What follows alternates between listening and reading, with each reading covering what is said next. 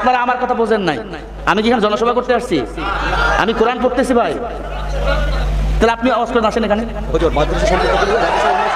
আমি শোনেন, আমাকে কথা বলতে দেন আপনারা। আমি মাদ্রাসার উপরেই কথা বলবো। ইল্লাম রাতা কানাত, আপনারা ব্যাখ্যা যদি বুঝতেন এই কথা বলতেন না। আমি তো এখানে ওয়াজ করতে আসছি। জনসভা কিসের? আমি এখানে কি মেম্বার দাঁড়াবো? আপনারা কাউন্টার দেন কেন? এটাই তো তাফসির।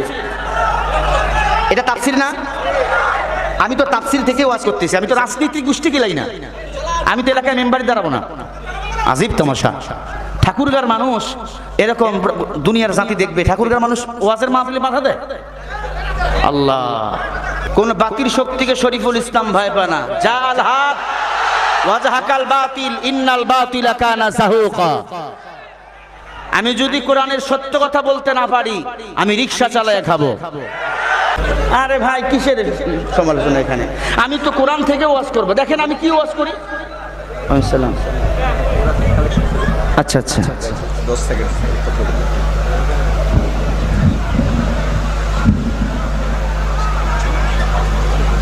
থাকেন, আপনি এখানেই থাকেন, এখানে থাকেন।